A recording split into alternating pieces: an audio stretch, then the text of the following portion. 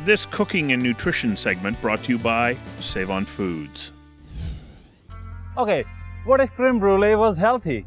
Well, in today's show, Andrea Potter of Rooted Nutrition shares a recipe that doesn't involve a blowtorch, but does produce a dessert that is delicious and healthy. Then registered dietitian Crystal Higgins is back to help explain all the different kinds of milk that keep popping up at the store. Let's get started.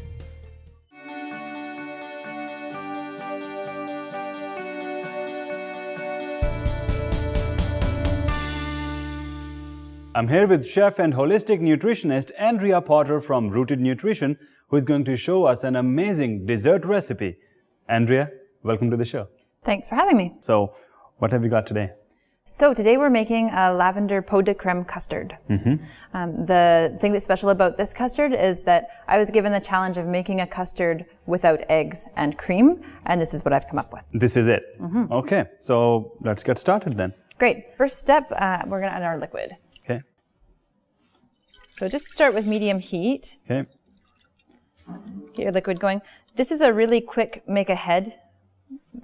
make ahead kind of dessert. So you could do this before company comes over. So we'll add our flavors, vanilla, lavender. The lavender, okay. Did you want to grab the cardamom and cinnamon? Okay.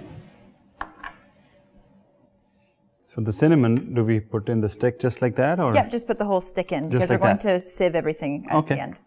Yeah. So the thickeners for this recipe are, this is agar flakes. Okay. And this is arrowroot powder. Agar flakes are actually a kind of seaweed. Okay. And it's used as a vegetarian gelatin. So the agar flakes give it a little more structure where the eggs would normally be. And then the arrowroot gives it both structure and a little bit of a thick, creamy texture. Okay. So that Great. goes in. Yep, and we're going to sweeten this with a little bit of whole sugar. That's the whole sugar? This is whole sugar, so it's the whole cane that's dried without the molasses being extracted. Okay. So it's a little healthier. Go for it. Okay. Great, and I'm putting in the rice, powdered rice. Rice powder. And then Whisk just whisk to combine. We're going to keep our eye on it. I'll turn it up a little bit. Keep our eye on it and make sure that it doesn't start bubbling too much. And what's the heat level that you want to maintain and for how long?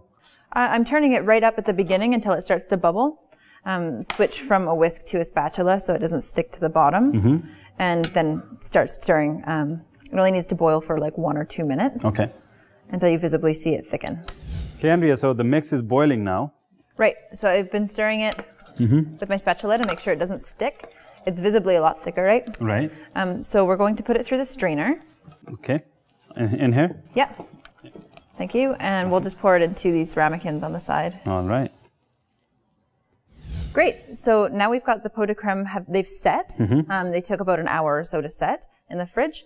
And what I've got here is the rhubarb compote. So it's rhubarb, vanilla bean, a little bit of whole sugar, and some apple juice for a bit of sweetening. We just brought it up to a boil, and then I actually use a whisk to mash it, or you could use a potato masher until you have a nice kind of stringy consistency. Yeah. Yeah, I like a little bit of texture still, so I don't put it through the blender. Right. So I'm going to spoon up some of this onto your compote. Okay. And serve it right away. So give it a try and let me know what you think.